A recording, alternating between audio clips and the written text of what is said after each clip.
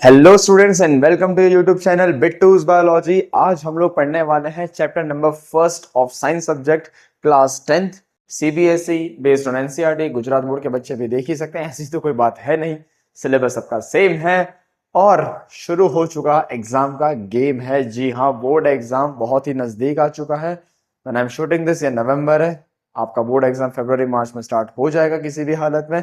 और हमको हमेशा की तरह एग्जाम के पहले ही याद आएगी सिलेबस की। तो ये वन शॉट वीडियो होने वाला है chapter number 1 which is chemical reactions and equation. हर एक टॉपिक के बारे में डिटेल में बताऊंगा, अच्छे से बताऊंगा। All you have to do is watch the video till the very and.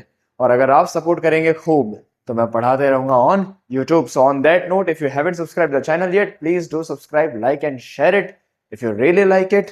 ठीक है, ड्रॉप अ कमेंट। कोई डाउट है, दिक्कत है, परेशानी है, समस्या है, कष्ट है तो मैसेज करो बेटे, मैसेज।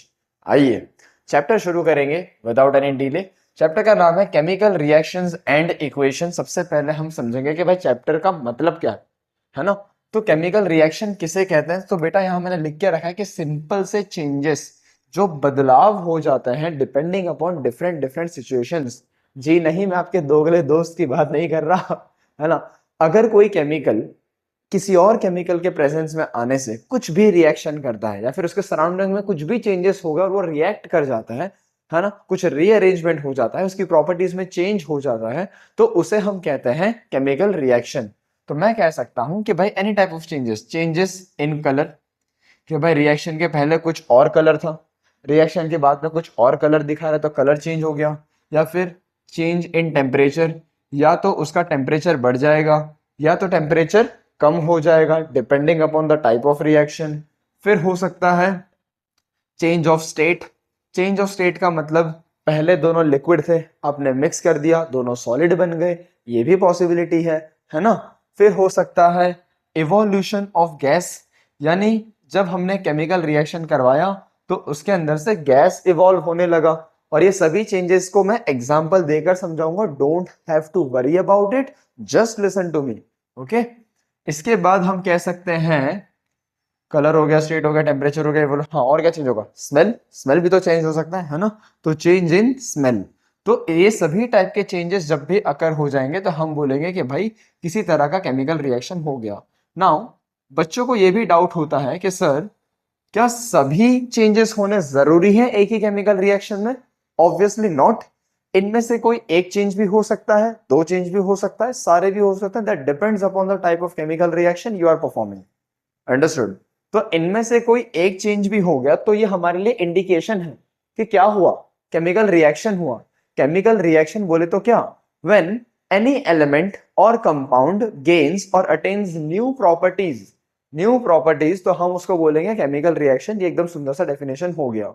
लेकिन कुछ साइंटिस्ट का ये भी मानना था कि केमिकल रिएक्शन में कुछ चेंज नहीं हो रहा, chemical reaction is all about rearrangement of atoms. क्या बोलते हैं हम लोग, it is all about rearrangement of atoms.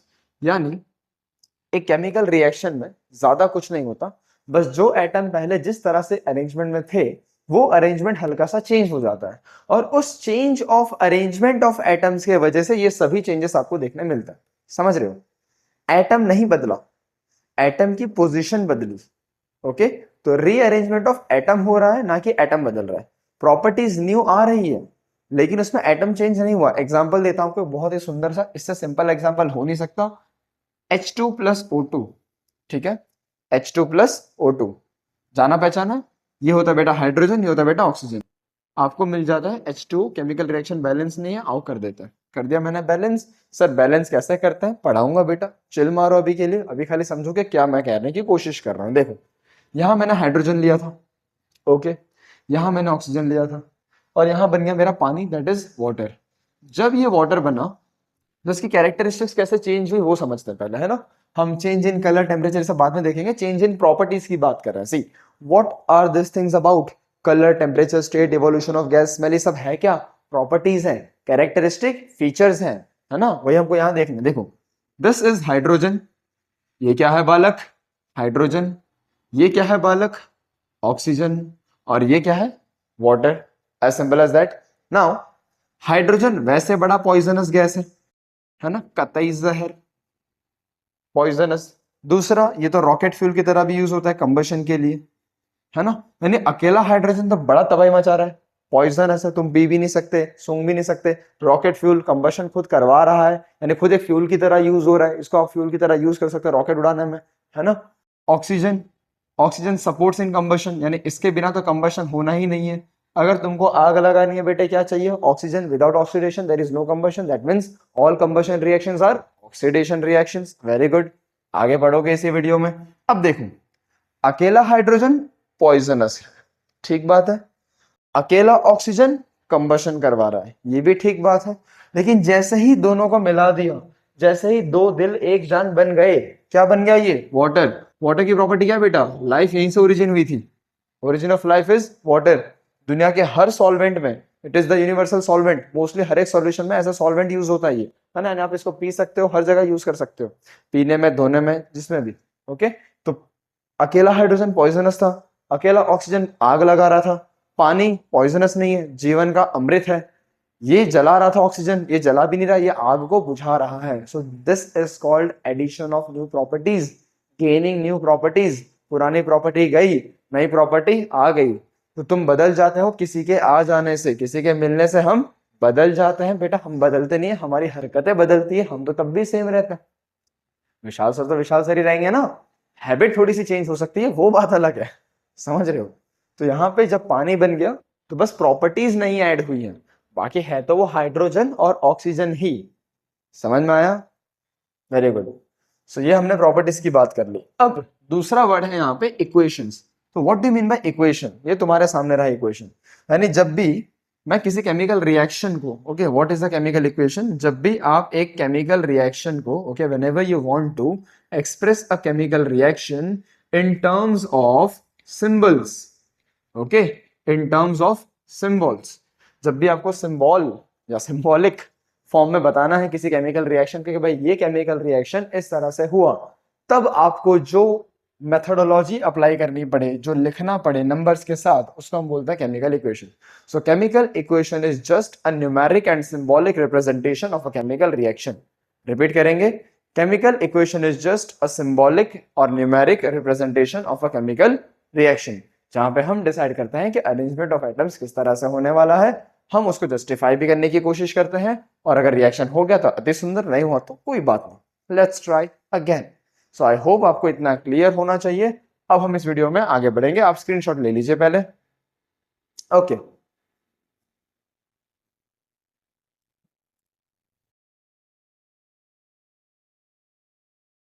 तो आगे बढ़ते हुए अब हमें सीखना है कि भाई केमिकल रिएक्शन कैसे लिखना है, कौन से केमिकल रिएक्शन आपके बुक में दिए गए हैं एज एग्जांपल्स, एंड या दैट्स इट। इस वाले सेगमेंट में वो सीखते हैं, ठीक है। चलिए, केमिकल इक्वेशन के बहुत सारे पार्ट्स होते हैं बेटा, एलिमेंट्स होते हैं, ओके। अगर मैं एक सुंदर सा केमिकल रिएक्शन लिख दूं, let's say A plus B मैंने मिलाया तो मुझे कुछ मिला C प्लस डी, मान लो, ठीक है।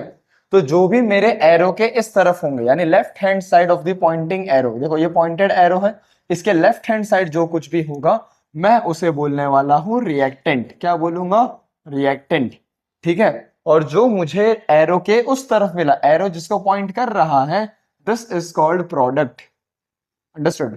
तो जो रिएक्शन में पार्टिसिपेट करता है उसे हम बोलेंगे रिएक्टेंट। जो केमिकल रिएक्शन करके ऑब्टेन होता है उसको हम बोलेंगे product. And I hope it is very very crystal clear. Understood?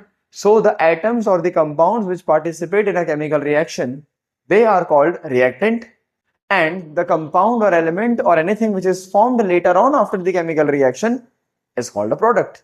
Okay? तो हम लिखेंगे रिएक्टेंट में रिएक्शन के लेफ्ट हैंड साइड होते हैं मोस्टली, ऐसा कोई जरूरी नहीं कि आप लेफ्ट हैंड साइड ही लिखो, अगर मैं एरो को उल्टा घुमा दूं तो सारी चीजें उल्टी हो जाएंगी, ठीक है ना। तो लेफ्ट हैंड साइड होता है, and they participate in chemical reaction, ये लोग पार्टिसिपेट करेंगे, ठीक है। यानी इनके ऊपर केमिकल रिएक्शन किया जा रहा है, किसके ऊपर? रिएक्टेंट के साथ उंगली कर रहे हैं ना हम लोग, बट ऐसा आप लिख नहीं सकते ना, the substance which are getting fingered, no, not gonna happen. Products, जो आपको ऑब्टेन हुआ वो, तो प्रोडक्ट क्या होता है? मोस्टली लिखा जाता है राइट हैंड साइड पे, एंड हम यहां पे लिखेंगे the substance which is formed after chemical reaction is called product. ये बड़ा सुंदर चीज है कैटलिस्ट। कैटलिस्ट का मतलब क्या? मान लो एक केमिकल रिएक्शन होने में थोड़ा सा वक्त लगता, समय लगता, उस वक्त को कम करना है हमें, ठीक है, उस वक्त को हमें कम करना है। तो कम करने के लिए मैं किसी को बुलाऊंगा, किसी सब्सटेंस को ऐड करूंगा रिएक्शन में। वो ना ही रिएक्टेंट को छेड़ेगा, ना ही प्रोडक्ट को छेड़ेगा, ना ही मुझे प्रोडक्ट में ऑब्टेन होगा। मैं उसे केमिकल रिएक्शन के बाद एज इट इज वापस से रॉ फॉर्म में निकाल सकता हूं। उसको हम बोलेंगे कैटलिस्ट। कैटलिस्ट का मतलब which will enhance the rate of chemical reaction, enhance the rate of chemical reaction, यानी time taken for chemical reaction को जो कम कर दे, हम उसे बोलते हैं कैटलिस्ट। हम क्या बोलते हैं बेटा उसको? Catalyst. I hope that is clear to you. एक एग्जांपल लेते हैं। केमिकल रिएक्शन में अक्सर ये देखा गया है कि in order to form new bonds you have to break the old bonds. पुराने बॉन्ड तोड़ने पड़ते हैं तब जाके नया बॉन्ड बनता है। रिलेट कर पा रहे हो? है ना? यानी नई वाली के लिए पुराने वाले को छोड़ना बहुत जरूरी है भाई साहब। समझ रहे हो? जेंजी लैंग्वेज में कह रहा हूं, है ना? तो नए रिश्ते बनाने के लिए अक्सर पुराने रिश्तों में कॉम्प्रोमाइज करना पड़ेगा, क्योंकि कहीं पहुंचने के लिए कहीं से निकलना जरूरी है। निकलने के लिए आपका केमिकल बॉन्ड टूटना चाहिए, और इस प्रोसेस में आपका एक मित्र जरूर होगा जो आपका साथ देगा, वो है कैटलिस्ट। और जब आपका नया बॉन्ड बन चुका होगा तब वो मित्र आपके लिए उतना इंपॉर्टेंट नहीं है। रिएक्शन खत्म, कैटलिस्ट को उसके ओरिजिनल फॉर्म में रख दो। बीच में तुम्हारा बेस्ट फ्रेंड, तुम्हारा पार्टनर, जैसे ही बॉन्ड बन गया नया वाला, oh who are you, how do you do, ठीक है, सिंपल सी बात ये है ना? So catalyst is anything which enhances the rate of reaction। ठीक बात है? Okay. Examples of chemical reaction in everyday life, बताओ भाई कि तुम्हारे रोज की जिंदगी में तुम कौन सा केमिकल रिएक्शन देखते हो? कमेंट बॉक्स में लिख देना। जिसका केमिकल रिएक्शन सबसे यूनिक होगा मैं उसको पिन कर दूंगा, ठीक है? मैं कुछ केमिकल रिएक्शन बताता हूं आपको, जैसे लेट्स से दूध का दही में कन्वर्ट हो जाना, that is a chemical reaction. तुम्हारे दिमाग का दही हो जाना, ऐसा नहीं होता है, वो तुम्हारी फीलिंग है बेटा, फीलिंग अलग है, रिएक्शन अलग है। फिर हम कह सकते हैं दूध का फट जाना is a chemical reaction, rusting of iron is a chemical reaction, conversion of glucose into energy is a chemical reaction, and anything that happens in your body involving chemicals is a chemical reaction, as simple as that। आपके mother को पूछना आप कि ठंडी के time पे दूध जल्दी खराब होता है या गर्मी के टाइम पे? मम्मी का आंसर आएगा गर्मी के टाइम पे। इसका आंसर क्या है? एज अ साइंस स्टूडेंट आपका फर्ज बनता है कि आपको पता होना चाहिए। कोई नहीं, मैं भी साइंस स्टूडेंट हूं तो मैं आपको बताता हूं। केमिकल रिएक्शन कौन सा होता है? See, during summers temperature is more high, okay, simple सी बात है। तो टेम्परेचर जब ज्यादा होता है so it supports the growth of bacteria, और बैक्टीरिया जल्दी ग्रो करते हैं, इसके लिए दूध का स्मेल खराब हो जाता है। जो खाने का सड़ना है, खाने का बनना है, खाना खाना है, फिर उसको निकालना है, everything of this consist of chemical reactions. So if we are made up of chemicals, if you are surrounded by chemicals, it is but obvious chemical reactions will happen। सही बात है? तो ये है हमारे एग्जांपल्स। आइए अब हम देखेंगे एनसीईआरटी को, क्योंकि यही आपके बोर्ड एग्जाम में आने वाला है। समझ में आया? चलिए, burning of magnesium ribbon is the first case that we are going to see. बेटा बहुत ध्यान से देखना है सबको। हमने ले लिया मैग्नीशियम, इसको जलाना है। जलाने के लिए हमको क्या चाहिए? ऑक्सीजन। ये तो हमने पहले ही बोल दिया था। मैग्नीशियम लिया है, ऑक्सीजन लिया है। ऑक्सीजन होता है O2, एलिमेंटल फॉर्म, ऐसे ही एग्जिस्ट करता है एटमोस्फेयर में इसका। ये आपने 9th में पढ़ा था, ऐसा मैं अज्यूम कर लेता हूं। Mg plus O2 will give you magnesium oxide, but वो बनेगा कुछ इस तरह से, क्योंकि Mg के ऊपर होता है चार्ज +2 और ऑक्सीजन के ऊपर चार्ज होता है -2। ये उनके आयनिक फॉर्म है। ये भी आपने 9th में पढ़ा होगा, ऐसा मैं मान लेता हूं। ओके, तो मैग्नीशियम ऑक्साइड बन गया। Magnesium plus oxygen will give you magnesium oxide. Balance नहीं दिख रहा है सर, ये 2 बार है, इधर ये 1 बार है, क्या यहाँ पे 2 कर दोगे? नहीं बेटा, फिर तो बैलेंस बिगड़ जाएगा, तो मुझे यहाँ 2 बार करना पड़ेगा। मैग्नीशियम ऑक्साइड का फॉर्मूला बिल्कुल सही है, MgO, दैट इज करेक्ट, है ना? और ये होगा आपका सॉलिड, ये होगा आपका गैस, और ये बनने के बाद बन जाएगा सॉलिड। फिजिकल स्टेट भी हमने लिख दिए, वैसे नहीं लिखोगे तो भी चलता है, बट लिख दो तो ज्यादा बेटर है, मार्क्स कटने के चांसेस कम हो जाते हैं। करेक्ट। तो मैग्नीशियम 2 बार आ गया, तो यहाँ पे 2 कर दो, खत्म बात। अब हो गया बैलेंस, देख लो अपनी आंखों से, हो गया ना? अब आप बोलोगे सर यही तो दिक्कत है, केमिकल रिएक्शन बैलेंस करें कैसे, वही तो नहीं पता चलता। कोई बात नहीं, मैं हूं ना, सब हो जाएगा। देखो क्वेश्चन लिखा है भाई ने यहाँ पे, क्योंकि अपन को भाई की तकलीफ मालूम है, तुम्हारी तकलीफ मालूम है। How to balance a chemical equation. आइए एक एग्जांपल दिया है, iron plus steam gives you iron oxide plus hydrogen. ये मैंने वर्ड के फॉर्म में लिखा केमिकल रिएक्शन। ओके, सबसे पहले आपके अंदर इतनी नॉलेज होनी चाहिए कि आयरन मतलब Fe होता है, लिख दो Fe। स्टीम बोले तो पानी का गैस होता है, यानी H2O in the gaseous form, लिख दो बेटा। आयरन ऑक्साइड का फॉर्मूला आपको पता होना चाहिए, जो होता है Fe3O4। क्या होता है? Fe3O4। देखो फेरस ऑक्साइड आएगा तो FeO3 सॉरी FeO2, और फेरिक ऑक्साइड आएगा तो बनेगा Fe3O4 sorry Fe2O3। Ferrous Fe2O, Fe2O3, Fe3O4, ऐसे अलग अलग, ठीक है। तो आयरन ऑक्साइड है हमारा Fe3O4, लिख दिया मैंने Fe3O4, करेक्ट। हाइड्रोजन गैस बेटा H2 के फॉर्म में निकलता है, गैस है वो तो उड़ जाएगा। आयरन ऑक्साइड सॉलिड है वो रह जाएगा। H2O गैस के फॉर्म में तुमने लिया है क्योंकि स्टीम बोल दिया ऊपर, और आयरन तो बेटा मेटल होता है तो सॉलिड होने वाला है, ठीक है। अब ये रिएक्शन को मैं बोलूंगा स्केलेटल रिएक्शन। स्केलेटल रिएक्शन यानी यहाँ पे कुछ भी बैलेंस नहीं है, मैंने बस एक वर्ड देखा ऊपर, iron plus steam, iron oxide plus hydrogen, और उसी वर्ड को मैंने सेंटेंस के फॉर्म में सॉरी केमिकल इक्वेशन के फॉर्म में लिख दिया है। बात सही है। यहाँ पे एक आयरन है, यहाँ पे 3 है, भाई कुछ भी हिसाब तो बैठे ही नहीं रहा। सर ये क्या किया आपने? देखो ये खाली वो स्टेज है तुमको याद रखना है कि भाई आयरन का मतलब ये, आयरन ऑक्साइड का मतलब ये, बाकी सब अपन है, अपन देख लेंगे, उसका टेंशन नहीं। चलो अब एक सिंपल सा आपको टेबल बनाना है। तुम्हारे एनसीईआरटी कहती है बेटा, ये मेरा कोई तरीका नहीं है, मेरा तरीका तो बहुत सही है जुगाड़ वाला, पूछो मैं बताऊंगा भी नहीं तुमको। रिएक्टेंट प्लस, नॉट प्लस, एक साइड रिएक्टेंट लिखो, एक साइड प्रोडक्ट लिखो, खाली एलिमेंट के नाम लिख दो बेटा, कौन से एलिमेंट इस केमिकल के रिएक्शन में पार्टिसिपेट कर रहे हैं। देखो एक आयरन है हमारे पास, ओके आयरन है, दोनों साइड है, दोनों साइड है। हाइड्रोजन है, दोनों साइड है, जी हाँ, आप H2 नहीं लिखोगे, हाँ H2 नहीं, सिर्फ हाइड्रोजन। ऑक्सीजन है, ऑक्सीजन है, और कुछ है क्या? आयरन है, हाइड्रोजन है, ऑक्सीजन है, आयरन है, ऑक्सीजन है, हाइड्रोजन है, कुछ दूसरा नहीं है, बढ़िया। रिएक्शन वाले, रिएक्टेंट वाले साइड में कितना? एक आयरन, आगे पीछे कुछ नहीं मतलब एक आयरन। हाइड्रोजन कितना है? 2, आगे कुछ नहीं मतलब 1 होगा, 1 2 ऑक्सीजन कितना है? आगे कुछ नहीं मतलब 1 है, यहाँ पे भी कुछ नहीं मतलब 1 है, जहां कुछ नहीं वहां पे 1। 1 किसी का सगा नहीं है, सबके साथ है। 1 1 1, ओके ठीक है। यहां तक समझ में आ रहा है? नहीं समझ में आ रहा है 20 सेकंड फिर से पीछे लेके जाओ, फिर से देखो, मैं 2 बार नहीं बोलूंगा। चलो आयरन कितना है यहाँ पे? 3 बार, लिख दो बेटा 3 बार, क्या दिक्कत है लिखने में। ऑक्सीजन कितना है? 4 बार, ये रहा ऑक्सीजन का सेक्शन, लिख दो यहाँ पे।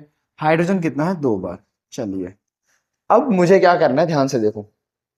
प्रोडक्ट तो आपका बदलने से रहा, वो बदलने वाला है नहीं, बदलना आपको रिएक्टेंट को पड़ेगा, क्योंकि प्रोडक्ट तो बन गया, उसका तो वट है, वो तो बन के बैठा है कि नहीं। तो Fe 3 बार है, तो मैं अगर यहाँ पे इसको 3 कर दूं, 3 3, सेम सेम ही तो करना है, तो आओ इसको 3 कर दो, आगे लिखेंगे Fe3, नीचे नहीं लिखते, इधर लिखते हैं Fe। क्या Fe बैलेंस हो गया? जी हाँ बिल्कुल हो गया, वेरी गुड।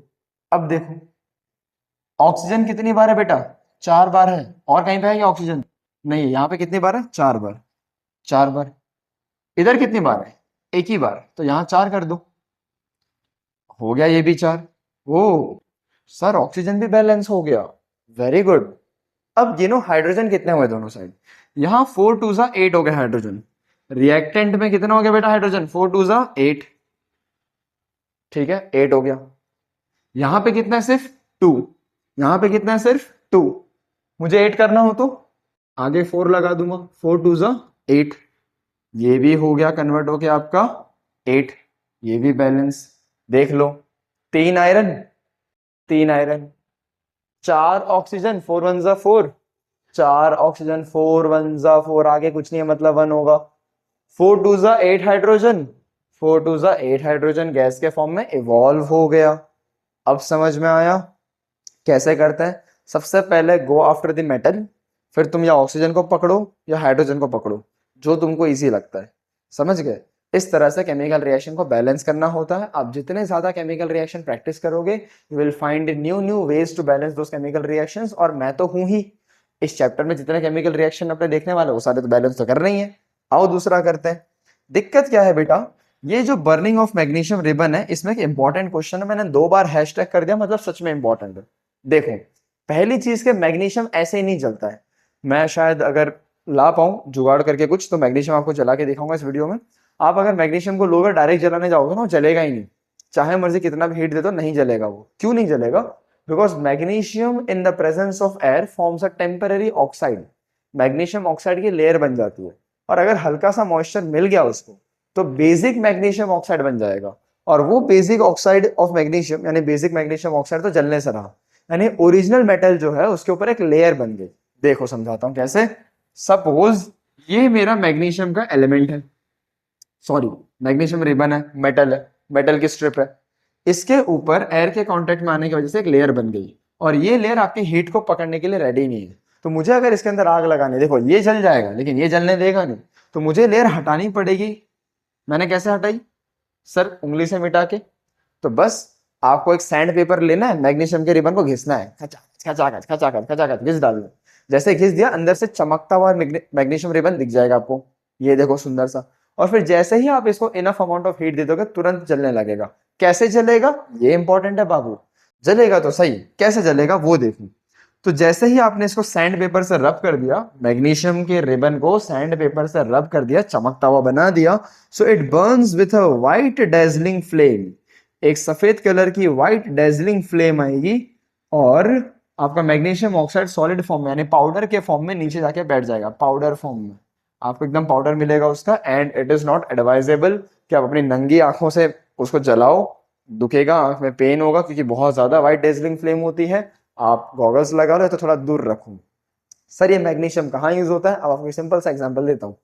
अभी अभी दिवाली गई है, हैप्पी दिवाली तो सबने किया ही होगा, है ना? तन्नक तारे जलाए होंगे, वो नहीं आते अगरबत्ती से लंबे साथ जला दो फिर ऐसे से करते हैं, ये मजा आ गया। तो उसके अंदर जो चमकते हुए व्हाइट कलर के फ्रेगमेंट्स आप देखते हो ना, ग्रे कलर या व्हाइट कलर से एकदम शाइन करता है, और उसी में से एकदम वो डेजल्स निकलता है, एकदम ब्राइट व्हाइट फ्लेम से जलता है, तो वो क्या है? मैग्नीशियम का पाउडर है। यूं करके छिड़क दिया बेटा उसके ऊपर, आपने जैसे जलाया उसको, उसने आग पकड़ ली, सिंपल सी बात है। और वो पैकेट में होते हैं इसीलिए एयर के कांटेक्ट में जल्दी आते नहीं है। आप उसको रखो खुले में कम से कम 2-3 महीना, फिर देखो जलता है क्या? नहीं जलेगा, इजीली तो बिल्कुल भी नहीं जलेगा, है ना? तो जो महंगे वाले तन्नक तारे होते हैं वो जल्दी जलते हैं, जो सस्ते वाले होते हैं एकदम ग्रे कलर के, डार्क ग्रे कलर के, उनको बहुत ज्यादा हीट लगता है जलने के लिए, बहुत ज्यादा वक्त लगता है जलने के लिए, आपने नोटिस किया होगा। तो बेटा सबका अपना अपना बजट है, बाकी दिवाली तो सबकी हैप्पी है, ठीक है? इतना क्लियर है? तो आई होप ये रिएक्शन आपको क्लियर है। Burning of magnesium ribbon exam में आता है बेटा, बहुत इंपॉर्टेंट है, ओके? इंपॉर्टेंट है। अगला रिएक्शन है हमारा सुंदर सा, zinc with sulphuric oxide. Zinc, zinc होता है बेटा Zn, मेटल है तो मैं ले लूंगा सॉलिड। सल्फ्यूरिक एसिड H2SO4, मैंने ऑक्साइड बोल दिया था इसको, एसिड है भाई, H2SO4। लिक्विड या तो एक्वस, देख लेंगे अपन, उसकी कोई बड़ी बात नहीं है। जिंक विद सल्फ्यूरिक एसिड जब रिएक्शन देगा तो अपने को सामने मिलेगा जिंक सल्फेट। क्या मिलेगा? Zinc sulphate, that is ZnSO4 solid के फॉर्म में, और हाइड्रोजन गैस तुम्हारा उड़ जाएगा, इवॉल्व हो जाएगा, ओके? अब आप भी पूछेंगे सर आपको कैसे पता कि ये केमिकल रिएक्शन भी आपने किया था, और आपको कैसे मालूम कि जो गैस निकला वो हाइड्रोजन ही था? हो सकता था सल्फर डाइऑक्साइड निकल गया, हो सकता था कुछ और निकल गया, पॉसिबिलिटी तो है सब कुछ होने की। लेकिन मेरी जान, ट्विस्ट तो अब आता है ना जब मैं आपको इसके आगे की बात बताऊंगा। सुनो, मैंने जिंक के छोटे छोटे ग्रेन्यूल्स ले लिए एक कॉनिकल फ्लास्क में। आओ बेटा तुमको करके दिखाते हैं। ये मैंने ले लिया एक सुंदर सा कॉनिकल फ्लास्क, इसके अंदर मैंने डाल दिया जिंक के ग्रेन्यूल्स, ठीक है? इसके अंदर मैंने डाल दिया एसिड, कौन सा? H2SO4, और इसमें से एक धुआं उड़ने लगा। जैसे ही धुआं गया मैंने इसको कैंडल के पास लिया और कैंडल इसके पास जलाया। कैंडल के पास आते यहां से एक साउंड आया, दैट इज पॉप साउंड। क्या साउंड आया? Pop sound. पॉप साउंड आने का मतलब कैंडल का जो फ्लेम है उसने इसमें आग लगाई। आग लगी मतलब वो गैस जलने लायक था। And if the gas was combustible, then there is only one chance that in this chemical reaction, only hydrogen could have caught that fire. As simple as that. तो hydrogen gas is a combustible gas, पहले मैंने बता दिया था तुमको। अगर वो combustible gas है तो पॉप साउंड लाने वाला रिस्पॉन्सिबल कौन है? H2। तो H2 गैस यहां से इवॉल्व हो रहा है, सिंपल सी बात है। तो Zn plus H2SO4 gives ZnSO4 plus H2। Exam में आता है कि पॉप साउंड कैसे मिला, एक्टिविटी के तरह से दिखाओ, तो एक्टिविटी आप करके दिखा सकते हो। Take zinc granules in a conical flask, है ना? Transfer hydrochloric acid, sorry hydrochloric acid भी डाल ही सकते हो, यहाँ पे सल्फ्यूरिक एसिड है तो सल्फ्यूरिक एसिड डाल दो, ZnSO4 बन जाएगा यानी जिंक सल्फेट मिल जाएगा, और बाद में हाइड्रोजन गैस इवॉल्व हो जाएगा। चलिए एक और एग्जांपल है, lead nitrate with potassium iodide. ये कौन से टाइप के केमिकल रिएक्शंस में बताऊंगा आपको, अभी बता देता हूं। ये डिस्प्लेसमेंट रिएक्शन है, ये कंबशन रिएक्शन है, कॉम्बिनेशन रिएक्शन है। अब सर आप ये सब क्या बोल रहे हो, आगे के वीडियो के पार्ट में आएगा, you don't have to worry about that. जो हम देखेंगे टाइप्स ऑफ केमिकल रिएक्शन उसमें आ जाएगा, ठीक है। चलिए, लेड नाइट्रेट होता है बेटा PbNO3 ट्वाइस। क्या होता है, PbNO3 ट्वाइस। सर क्या आपने ये सब रटा है? जी हाँ बिल्कुल रटा है, झूठ क्यों बोलूं तुमको। देखो समझो, लेड यानी Pb, नाइट्रेट यानी NO3 माइनस। अब लेड होता है +2, Pb +2, NO3 होता है -1, लेकिन दोनों मिला के 0 होने चाहिए। जिसका ईगो बड़ा हो जाएगा तो फिर हार जाओगे, है ना। तुम देखो रिश्तों में ईगो बना के नहीं चल सकते, you always have to be on the same plane, वरना बॉन्ड रहते कहीं भाई, बॉन्ड बनते ही नहीं है फिर। अगर इसका बॉन्ड बना है मतलब है अच्छी बात है, न्यूट्रलाइजेशन होना बहुत जरूरी है, ठीक है। तो रिश्ते बनाने में, नए बॉन्ड बनाने में, कैटलिस्ट लेने में, केमिस्ट्री हमको लाइफ के बारे में बहुत कुछ कहता है, हम सुनते नहीं है ना, दिक्कत वहां है। चलो, तो Pb+2, NO3 -1। NO3 अगर 2 बार ले लूंगा तो क्या हो जाएगा, -2, +2 -2 क्या होगा, 0। किसी का ईगो नहीं टिका ना। चलो, प्लस पोटेशियम आयोडाइड Ki, ये दे देगा आपको KNO3। क्या दे देगा, KNO3 प्लस PbI2, क्योंकि आयोडीन होता है बेटा -1, +2 को बैलेंस करने के लिए मुझे 2 आयोडीन चाहिए। अब देखो केमिकल रिएक्शन बैलेंस कैसे करूंगा, देखो यहाँ पे 2 आयोडीन है, यहाँ पे एक ही आयोडीन है, 2 कैसे कर दूं, ऐसे कर दूंगा। अब ये 2K बन गया, यहाँ पे एक ही K है, K एक ही है, यहाँ पे भी 2 कर दो। अब देखो नाइट्रोजन 2 बन गया, 2 बार नाइट्रोजन, इधर तो है ही ना, ये पूरा 1 और बाजू में 2, 2 नाइट्रोजन। ऑक्सीजन कितना हो गया, 3 2 6, इधर भी कितना था, 3 2 6, हो गया balance. Lead nitrate with potassium iodide gives you potassium nitrate and lead iodide। lead iodide बन जाएगा, येलो कलर का प्रेसिपिटेट बनाएगा, आई गेस, हाँ ठीक है। तो हाँ, प्रेसिपिटेट का मतलब क्या होता है सर जी, आओ तुमको दिखाता हूं। प्रेसिपिटेट का मतलब होता है ऐसा कोई भी पदार्थ, पदार्थ बोले तो substance, very good. So any substance that can separate out, any substance that separates out in a chemical reaction, separates out in a chemical reaction। यानी जब आपने एक केमिकल रिएक्शन किया तो एक चीज को बुरा लग गया और बाहर निकल गया, है ना। Separates out in a chemical reaction in the form of solid, in the form of solid, यानी सॉलिड बन के 2 लिक्विड के बीच में से बाहर निकल जाएगा। शायद उसका कलर चेंज हो या ना हो, मोस्टली तो कलर चेंज होता ही है। तो कलर चेंज होके ऐसा सब्सटेंस जो सेपरेट आउट हो जाएगा उसको हम बोलेंगे प्रेसिपिटेट, जो नीचे जाके बैठ गया केमिकल रिएक्शन में। यानी कि टेस्ट ट्यूब में अगर ये पूरा लिक्विड लिक्विड लिक्विड है तो नीचे एक चीज आके बैठ जाएगी, हम उसको बोलेंगे कि भाई ये प्रेसिपिटेट बन के बैठ गया, ओके। और इस टाइप के केमिकल रिएक्शन को हम बोलेंगे प्रेसिपिटेशन रिएक्शन। क्या बोलेंगे मेरी जान, प्रेसिपिटेशन। क्या होता है, रिएक्शन। समझ में आया, इतना क्लियर है। तो this is the first part of the beginning of chemical reactions. हमने 3 केमिकल रिएक्शन देखे, केमिकल रिएक्शन बैलेंस करना कैसे होता है वो देख लिया, प्रेसिपिटेशन क्या होता है वो देख लिया। स्क्रीनशॉट ले लो ताकि आगे का देख सको। Now we are going to start the heart of this chapter, that is called types of chemical reaction. अलग अलग प्रकार के हमें केमिकल रिएक्शन देखने हैं, करेक्ट। तो आइए शुरू करते हैं। सबसे पहला है कॉम्बिनेशन रिएक्शन। तो बेटे अगर कॉम्बिनेशन रिएक्शन मुझे सिंपल सा बताना तो मैं ऐसा कह सकता हूं A+B will give me C, जो कि एक्चुअली में AB ही होगा। कहने का मतलब क्या है कि 2 या 2 से ज्यादा आप ABC गिव्स D तो भी चलेगा, कोई दिक्कत वाली बात नहीं है। प्रॉब्लम तब हो जाएगी जब आप एक से ज्यादा प्रोडक्ट बना लोगे। दैट मीन्स सिंपल भाषा में मैं कहूं, कॉम्बिनेशन रिएक्शन मतलब when 2 or more elements or compounds, ठीक है, react together to form one single product, one single product। यानी कि जब एक प्रोडक्ट बने, सिर्फ और सिर्फ एक प्रोडक्ट, अब उसको बनाने के लिए कितने एलिमेंट लगे, कितने रिएक्टेंट लगे, उससे फर्क नहीं पड़ता, है ना। यानी एक से ज्यादा रिएक्टेंट लग सकता है, A+B, जैसे 2 रिएक्टेंट लगे या 2 से ज्यादा रिएक्टेंट लगे, 3 रिएक्टेंट लग गए, 4 रिएक्टेंट लग गए, की फर्क पैंदा है। तुस्सी को क्या देखना है, एक प्रोडक्ट होंदा कि नहीं होंदा, बस। है ना। तो भाई एक प्रोडक्ट बने एक से ज्यादा रिएक्टेंट से, that is called combination reaction. दो चीजें कंबाइन हुई तब जाके एक नई चीज बनी और एक ही बनी, that is called combination reaction. Simple सा एग्जांपल दूंगा, उसका दिल पानी की तरह शीतल था, प्योर था, तुम रेती की तरह फिसलते जा रहे थे, फिसलते जा रहे थे, दोनों मिल गए, पानी और रेती मिट्टी दोनों मिल के क्या बन गया, जिंदगी कीचड़ बन गई। एग्जैक्टली है ना। तुम बोलोगे सर आपके साथ नहीं हुआ, तो बेटे सर है ना मुल्तानी मिट्टी है, ठीक है, अपना कुछ नया बनता है, आ जाओ। Jokes apart, so when two or more elements combine together, they form a single product that is called combination reaction. आ जाओ बेटा अपने देखते हैं अलग अलग टाइप के एग्जांपल। अगर मैं एक एलिमेंट को दूसरे एलिमेंट के साथ मिला दूं तो क्या बनेगा, आओ एग्जांपल देखते हैं। हाइड्रोजन का गैस होता है जी, बिल्कुल होता है। ऑक्सीजन का भी गैस होता है, बिल्कुल होता है। क्या मिल जाता है, पानी, ओफो, वाटर, है ना। देखो हाइड्रोजन अलग एलिमेंट, ऑक्सीजन अलग एलिमेंट, दो एलिमेंट एक कंपाउंड, दो एलिमेंट एक प्रोडक्ट, क्या बोलते हैं इसको, combination reaction.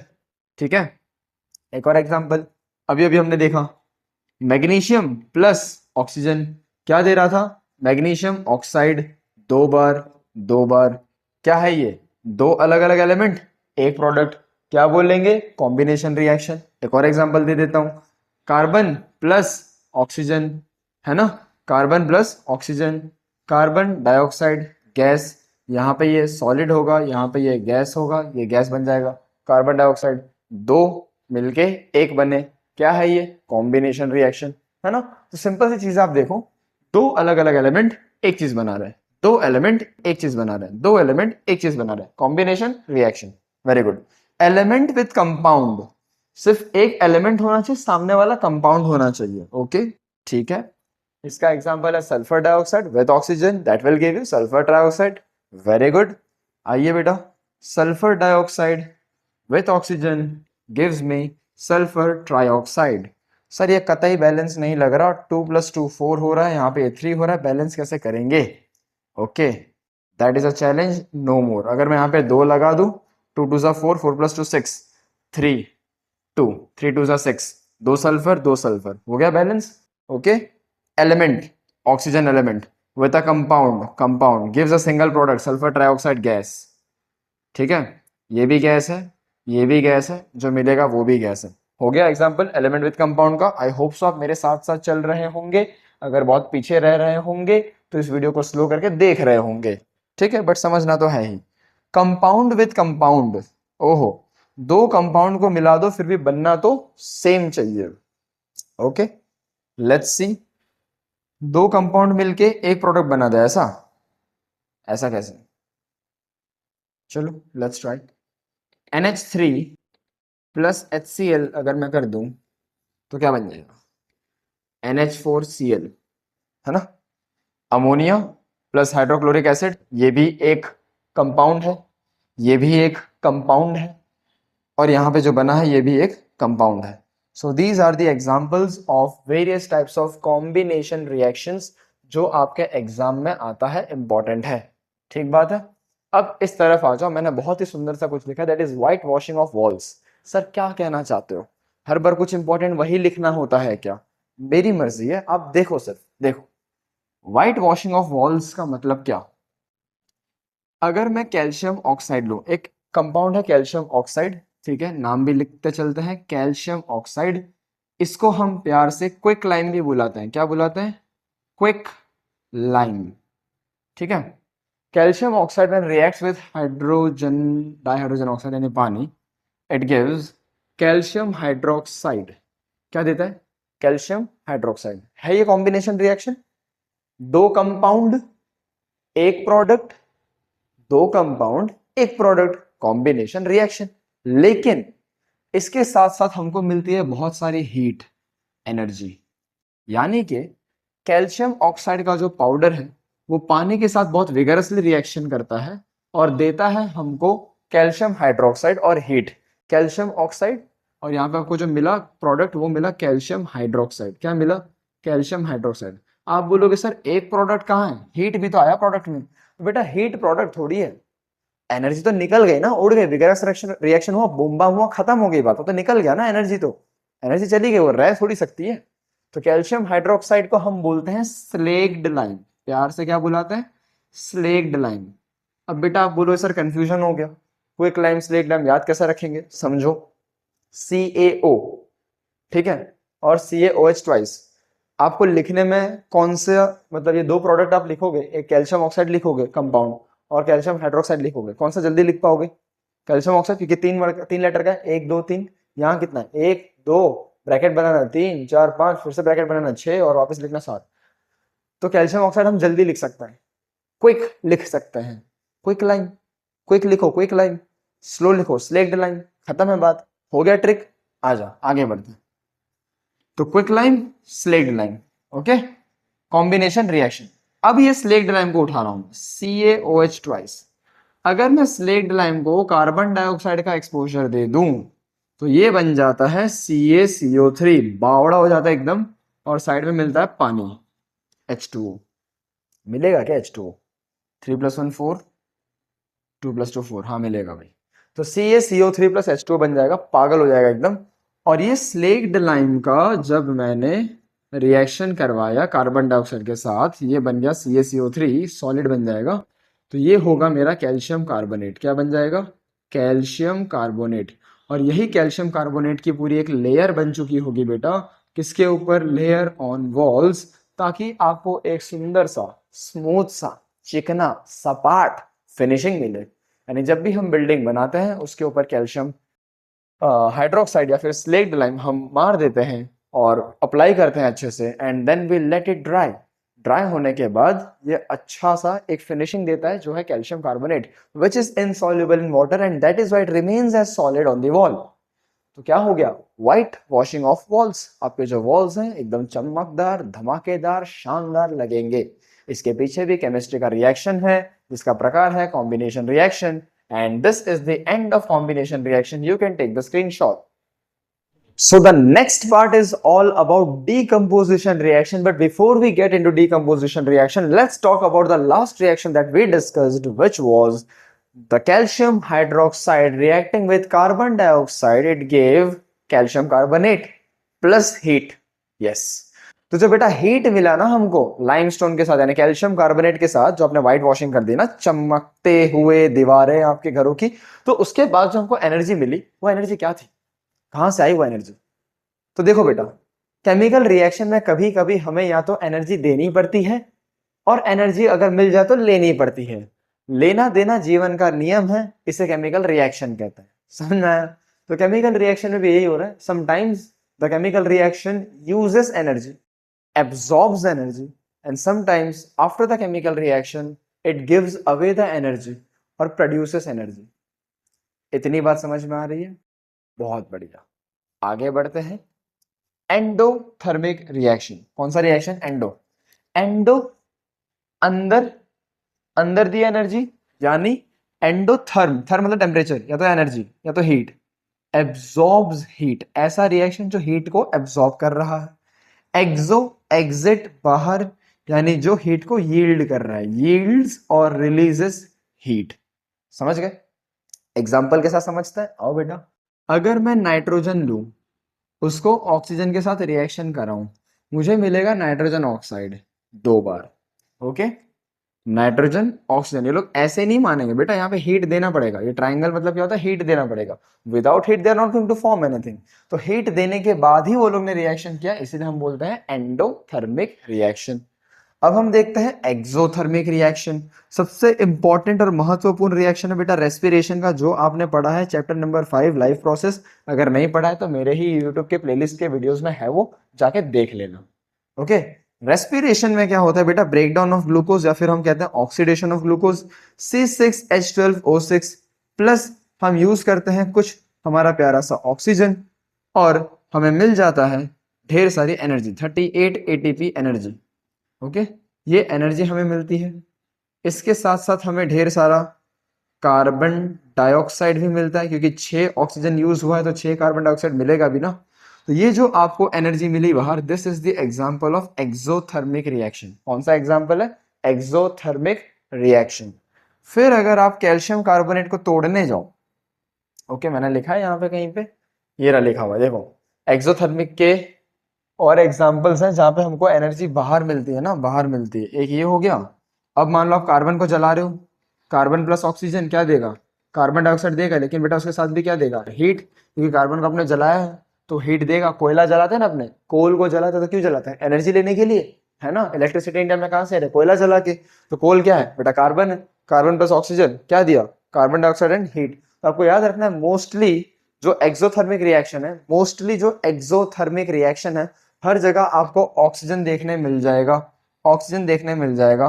That means mostly the exothermic reaction are also called oxidation reactions, जहां ऑक्सीजन जाके ऐड हो रहे हैं, ऑक्सीडेशन रिएक्शंस। हम ऑक्सीडेशन रिएक्शन, रिडक्शन रिएक्शन ये सब देखेंगे। Don't worry about it, chapter में जैसे जैसे आगे बढ़ेंगे मैं करवा दूंगा, ठीक है। आ जाओ, now let's see decomposition reaction. Oh देखो यहाँ पे क्या होता है, जैसे कि अगर मैंने ए को कुछ किया, कुछ भी किया केमिकल रिएक्शन, वो बी और सी देगा। एक मिनट, ये तो देखा देखा सा नहीं लग रहा है। बीच में कॉल आ गया था, चलो फिर से स्टार्ट करना पड़ेगा। डीकंपोजिशन रिएक्शन यानी ए टूट के बी प्लस सी बन रहा है ना। ए टूट के क्या बन रहा है बेटा? बी प्लस सी। यानी एक कंपाउंड को मैं तोड़ रहा हूं बनाने के लिए दो अलग कंपाउंड। अगर मैं इस रिएक्शन को उल्टा कर दूं, दो रिएक्टेंट को मिला के एक प्रोडक्ट बनाता, क्या था? Combination reaction. दो रिएक्टेंट को मिला के एक प्रोडक्ट बनाता तो कॉम्बिनेशन रिएक्शन। सर सही है, आप दो जन को कंबाइन कर रहे हो, एक प्रोडक्ट बन रहा है। लेकिन एक रिएक्टेंट को तोड़ के दो कंपाउंड बना दो या तीन कंपाउंड बना दो तो मैंने उसका कॉम्पोजिशन तोड़ा, जिसका वो बना था मैंने उसको तोड़ दिया, ठीक है। तो क्या बन गया? दो से ज्यादा रिएक्ट प्रोडक्ट बन गए, है ना। अरे एक रिएक्टेंट से अगर आपको एक से ज्यादा या दो से ज्यादा प्रोडक्ट मिले, that is called decomposition reaction. यानी आप कंपोजिशन तोड़ रहे हो, that is called decomposition reaction. समझ गए? ओके। कैल्शियम कार्बोनेट के बारे में देखते हैं बेटा। तो कैल्शियम कार्बोनेट है CaCO3। इसको अगर आप तोड़ दो, ये होता है सॉलिड, आपको मिल जाएगा कैल्शियम ऑक्साइड प्लस आपको मिल जाएगा कैल्शियम कार्बन डाइऑक्साइड। क्या मिल जाएगा? Carbon dioxide. सिंपल है। पोटेशियम क्लोरेट यानी KClO3 आप तोड़ दो, मिलेगा आपको KCl प्लस ऑक्सीजन। लेकिन सर ये तो बैलेंस नहीं हो रहा है ना, यहाँ पे 3 है, यहाँ पे 2 है, बैलेंस कैसे करोगे? कैसे करेंगे? इसको 2 कर दूं तो इसको भी 2 कर दूंगा, है ना। 3 2 6, यहाँ पे 3 कर दूंगा, हो गया बैलेंस। अपन को तो आता है, ठीक है। तो KClO3 gives 2 times calcium, sorry not calcium, potassium chloride and oxygen, ठीक है। फेरस सल्फेट, तो बेटे फेरस सल्फेट होता है FeSO4। इसको तोड़ना फेरिक ऑक्साइड।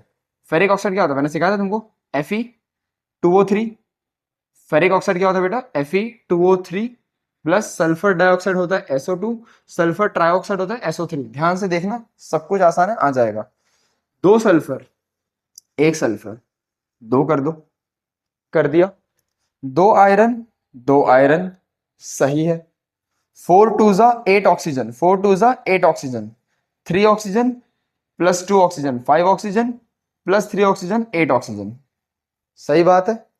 लेड नाइट्रेट क्या होता है? लेड नाइट्रेट होता है PbNO3, क्योंकि लेड +2 है तो ये ट्वाइस लेना पड़ेगा।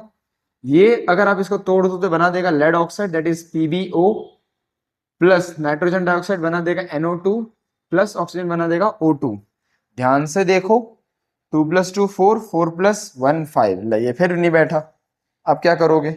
तो अब आपको यहाँ पे 2 लगाना पड़ेगा।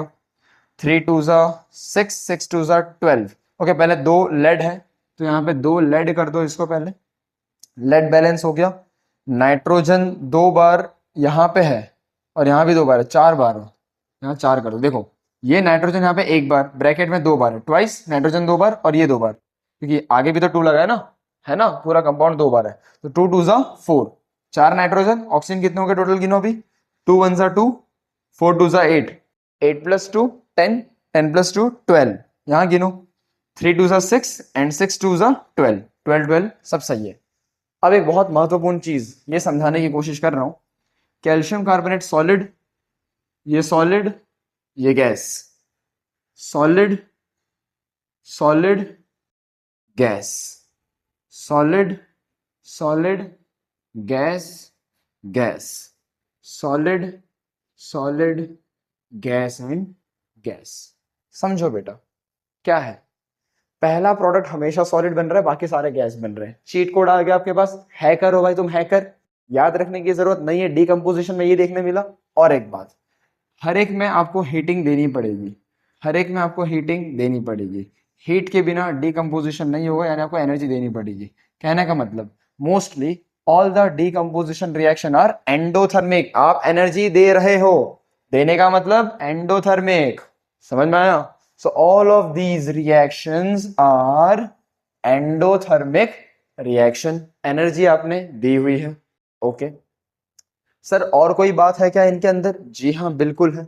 पता कैसे चलेगा कि क्या कब बना है? देखो, इसके अंदर जैसे सल्फर ट्राइऑक्साइड और सल्फर डाइऑक्साइड है, ये पंजेंट स्मेल देते हैं। पंजेंट यानी गंदा सा स्मेल। अगर ऐसा कोई गंदा सा स्मेल वाला निकला तो तुमको समझ जाना कि भाई आयरन सल्फेट को तुमने डिकम्पोज कर दिया है। यहाँ पे जो नाइट्रोजन डाइऑक्साइड है ना, ये ब्राउन कलर का गैस बन के निकलता है, ब्राउन गैस। तो ये इसका आइडेंटिफिकेशन है, पता चल जाता है। ठीक है, ऑक्सीजन निकल रहा है, कंबशन कराने के लायक है। ओके, अच्छी बात है। ये पोटेशियम क्लोराइड भी कुछ ना कुछ प्रेसिपिटेट ही बनाएगा, क्योंकि सॉलिड के फॉर्म में तो प्रेसिपिटेशन हो गया। यहाँ पे भी प्रेसिपिटेशन हो गया, व्हाइट कलर का बन जाएगा ये। Okay, white colour. तो हर जगह पे हमको कुछ ना कुछ बेटा इंडिकेशन मिलेंगे। दैट मीन्स जो हमने पहले बात की थी ना about different types of changes, change of colour, change of solid state, obtaining of precipitates, evolution of gases, देखो कितने सारे गैस निकल रहे हैं। तो इनसे हमको पता चल जाता है कि कौन से केमिकल रिएक्शन में क्या क्या चीजें हुई, and then we predict about these possibilities. So I hope आपको डीकंपोजिशन रिएक्शन क्लियर है। डीकंपोजिशन में सबसे इंपॉर्टेंट आता है डीकंपोजिशन ऑफ वाटर। क्या बात कर रहे हो सर, पानी को तोड़ सकता है? बिल्कुल तोड़ सकता है। तो डीकंपोजिशन ऑफ वाटर को कहते हैं इलेक्ट्रोलिसिस। उसके पहले you take the screenshot of this.